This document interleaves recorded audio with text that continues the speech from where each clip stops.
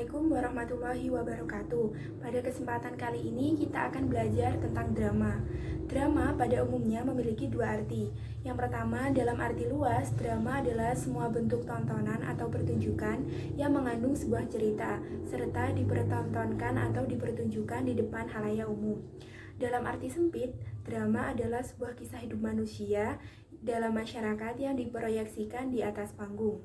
Secara etimologi, kata drama berasal dari bahasa Yunani draumai, yang berarti berbuat, berlaku, bertindak, beraksi, dan sebagainya. Dalam KBBI, drama adalah komposisi syair atau prosa yang diharapkan dapat menggambarkan kehidupan atau watak pelaku melalui tingkah laku atau dialog yang dipentaskan. Para ahli juga menyampaikan pendapat mengenai pengertian drama. Yang pertama adalah menurut Word dan Atfield. Drama adalah proses lakon sebagai tokoh dalam peran. Mencontoh, meniru gerak pembicaraan perseorangan. Menggunakan secara nyata dari perangkat yang dibayangkan, penggunaan pengalaman yang selalu serta pengetahuan, karakter dan situasi dalam suatu lakuan, dialog, monolog, guna menghindarkan peristiwa dan rangkaian cerita-cerita tertentu. Yang kedua adalah menurut Tarigan.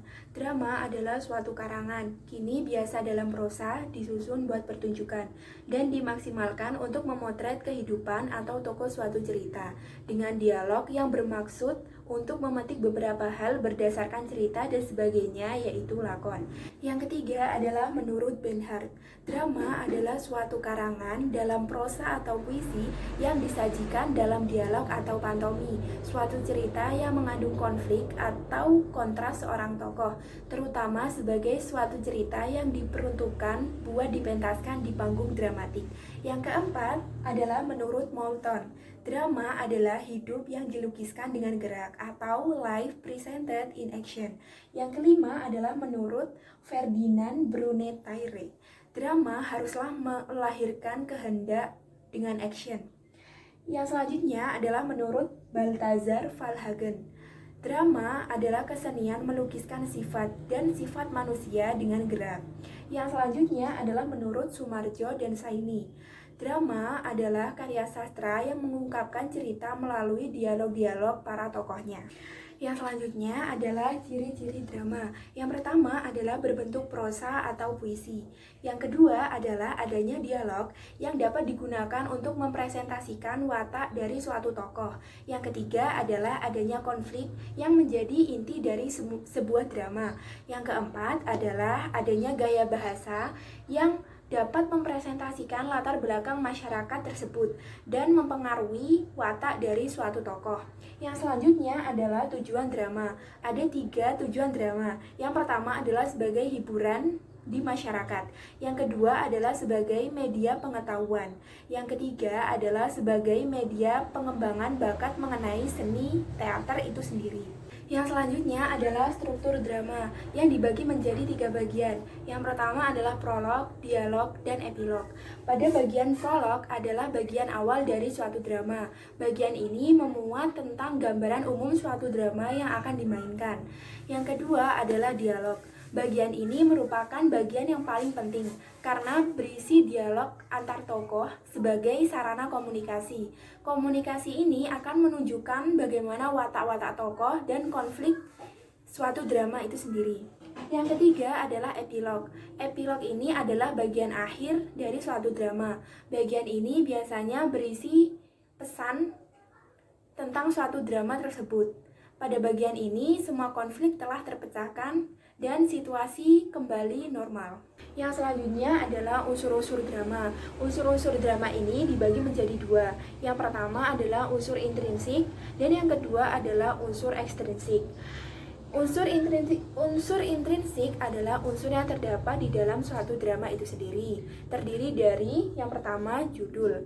Contohnya adalah Si Manis dari Jembatan Ancol. Dari judul tersebut kita bisa mengetahui siapa tokohnya, di mana latar ceritanya, dan konflik apa yang akan terjadi di dalam drama tersebut. Yang kedua adalah tema. Tema adalah ide pokok yang mendasari suatu cerita atau gambaran umumnya. Contohnya adalah tema tentang pendidikan, keluarga, dan lain sebagainya. Yang ketiga adalah plot. Plot adalah jalan cerita yang disusun sedemikian rupa dari tahapan-tahapan peristiwa yang membentuk rangkaian cerita. Plot ini dibagi menjadi beberapa tahapan. Yang pertama adalah tahapan awal. Di bagian ini terdapat pengenalan latar tokoh, dan suasana yang terjadi. Yang kedua adalah pemunculan konflik. Di bagian ini mulai adanya konflik yang biasanya disebabkan oleh tokoh antagonis. Yang ketiga adalah komplikasi. Pada bagian ini biasanya adanya peningkatan konflik atau munculnya konflik sekunder. Yang keempat adalah klimaks. Di bagian ini adalah puncaknya konflik atau puncak dari ketegangan cerita. Yang kelima adalah resolusi. Pada bagian ini terdapat jalan keluar atau solusi dari konflik yang ada. Yang keenam adalah akhir, yaitu semua konflik telah terpecahkan dan biasanya terdapat pesan atau amanat yang ingin disampaikan. Terdapat berbagai macam alur. Yang pertama adalah alur maju atau progresif, yakni set berjalan maju dari masa kini ke masa depan. Yang kedua adalah alur mundur atau regresif, yakni set berjalan mundur dari masa kini menuju ke masa lalu. Biasanya ini adalah flashback atau memecahkan konflik yang belum terselesaikan di masa lalu. Yang ketiga adalah alur campuran atau alur bolak-balik. Cerita ini menggambarkan konflik yang berasal dari masa lalu dan belum terpecahkan sampai masa kini dan berpengaruh pada penyelesaian di masa yang akan datang. Nah, alur ini saling terkait satu sama lainnya. Yang keempat adalah tokoh atau perwatakan. Tokoh adalah seseorang yang memainkan peran dalam suatu drama. Tokoh ini dibagi menjadi beberapa jenis. Yang pertama adalah berdasarkan perannya. Tokoh dibagi menjadi dua. Yang pertama adalah tokoh utama atau tokoh sentral. Tokoh utama ini adalah tokoh yang dikuatkan di dalam suatu drama. Yang kedua adalah tokoh figuran atau pembantu. Tokoh ini mendukung pemeran utama dalam menghadapi konflik cerita. Yang kedua adalah berdasarkan wataknya. Tokoh dibagi menjadi tiga. Yang pertama adalah tokoh antagonis. Tokoh ini biasanya diibaratkan dengan kejahatan atau kelicikan dan biasanya merupakan penyebab dari suatu konflik. Yang kedua adalah tokoh protagonis, yakni tokoh yang mengalami konflik atau yang melawan tokoh antagonis. Yang ketiga adalah tokoh tirtagonis, yakni merupakan pendukung dari antagonis maupun protagonis. Yang ketiga, berdasarkan perkembangannya, tokoh dibagi menjadi dua. Yang pertama adalah tokoh statis atau tokoh yang tidak mengalami perubahan karakter dari awal cerita sampai akhir cerita. Yang kedua adalah tokoh berkembang, yakni tokoh yang mengalami perubahan karakter seiring berjalannya cerita melalui konflik-konflik yang dialaminya. Contohnya adalah seorang preman yang akhirnya bertaubat menjadi orang yang baik. Yang keenam adalah konflik. Konflik ini merupakan inti dari suatu drama. Konflik ini dibagi menjadi dua. Yang pertama adalah konflik internal. Konflik ini terjadi pada tokoh dengan dirinya sendiri atau jiwanya. Yang kedua adalah konflik eksternal. Konflik ini terjadi antara tokoh yang satu dengan tokoh yang lainnya. Yang ketujuh adalah latar atau setting, yang dibagi menjadi tiga. Yang pertama adalah latar waktu, yaitu kapan suatu drama itu terjadi. Yang kedua adalah latar tempat di mana drama itu terjadi. Dan yang ketiga adalah latar suasana, yang menggambarkan suasana saat drama itu terjadi. Yang kedelapan adalah amanat, yakni pesan yang ingin disampaikan. Biasanya amanat ini tidak langsung tertulis dalam suatu naskah drama, tetapi bisa dilihat dari alur cerita. Yang kesembilan adalah bahasa. Bahasa ini mencerminkan sosial budaya, pendidikan, dan kehidupan sehari-hari masyarakat agar cerita lebih komunikatif dan tampak hidup seperti sehari-hari. Yang selanjutnya adalah unsur ekstrinsik. Unsur ini datang dari luar cerita, namun sangat mempengaruhi sebuah cerita. Artinya, unsur ini tidak terlibat dalam suatu cerita, namun sangat mempengaruhi perkembangan cerita itu sendiri. Unsur ekstrinsik ini terdiri dari faktor ekonomi, politik, sosial budaya, pendidikan, kesehatan, faktor psikologis pemain dan kru, dan yang ketujuh adalah kebijakan pemerintah. Yang selanjutnya adalah bentuk-bentuk drama. Yang pertama, berdasarkan sajian sastra cakapannya dibagi menjadi dua.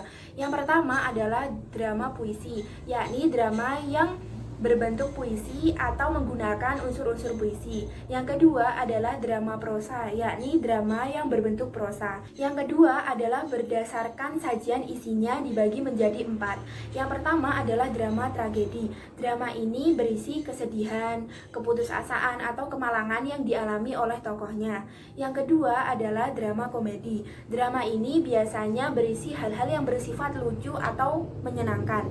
Drama ini dibagi menjadi 4. Yang pertama adalah komedi situasi yang kelucuannya terletak pada situasi cerita.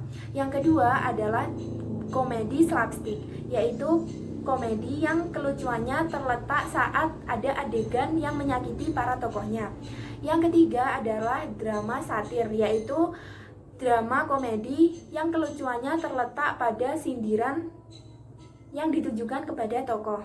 Yang keempat adalah komedi farse atau komedi yang kelucuannya terletak pada watak atau dialog yang terjadi antar tokoh. Yang selanjutnya adalah tragikomedi. Tragikomedi, yakni drama yang berisi tentang kesedihan dan juga ada bagian menyenangkannya juga.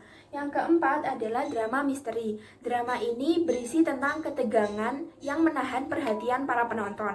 Drama ini dibagi menjadi 3. Yang pertama adalah drama kriminal. Drama ini berisi tentang tindakan kejahatan kriminal yang memicu ketegangan penonton. Yang kedua adalah drama horor, yakni drama yang berisi tentang makhluk gaib. Yang ketiga adalah drama mistik, yaitu drama yang bersifat tentang perdukunan atau hal-hal yang bersifat mistik.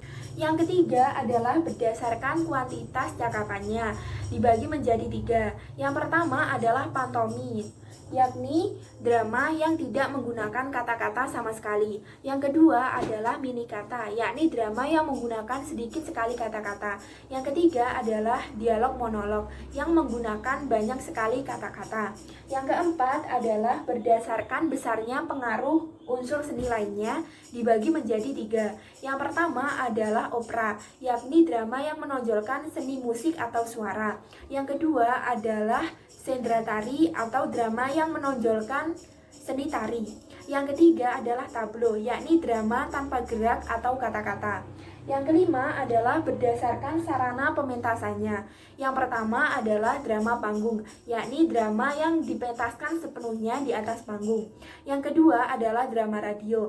Drama ini disiarkan melalui media radio, biasanya hanya berupa kata-kata berisi percakapan antar tokoh. Yang ketiga adalah drama televisi. Drama ini biasanya disiarkan melalui media televisi, bisa dilihat tetapi tidak bisa diraba secara langsung.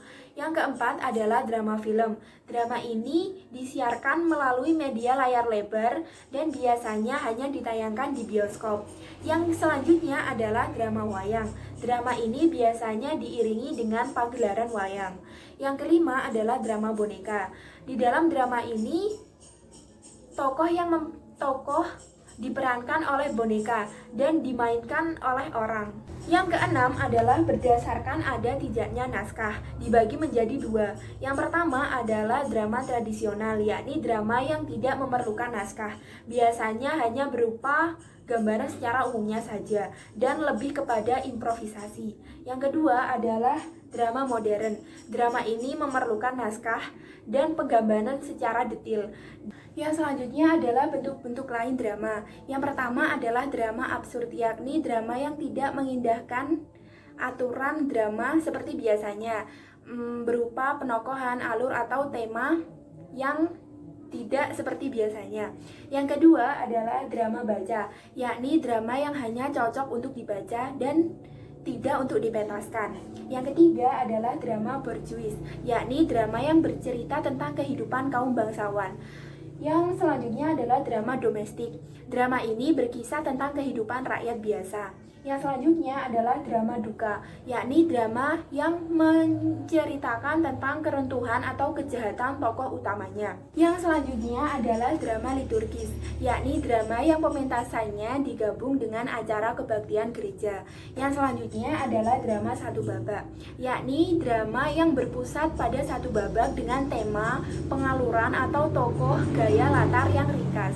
Yang terakhir adalah drama rakyat, yakni drama yang muncul dan berkembang saat festival acara rakyat. Yang selanjutnya adalah teknik pementasan drama. Ada beberapa hal yang perlu diperhatikan saat pementasan drama. Yang pertama adalah vokal. Vokal sangatlah penting dalam suatu drama, karena hal ini bertujuan agar penonton mengetahui maksud cerita yang disampaikan. Aspek vokal yaitu volume, intonasi, tempo, dan artikulasi. Yang kedua adalah mimik, yakni ekspresi yang ditunjukkan untuk mendalami suatu peran dalam cerita.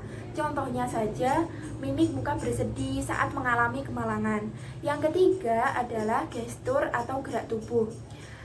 Gestur ini sangat penting dilakukan karena agar penonton mengetahui cerita yang disampaikan oleh para tokoh.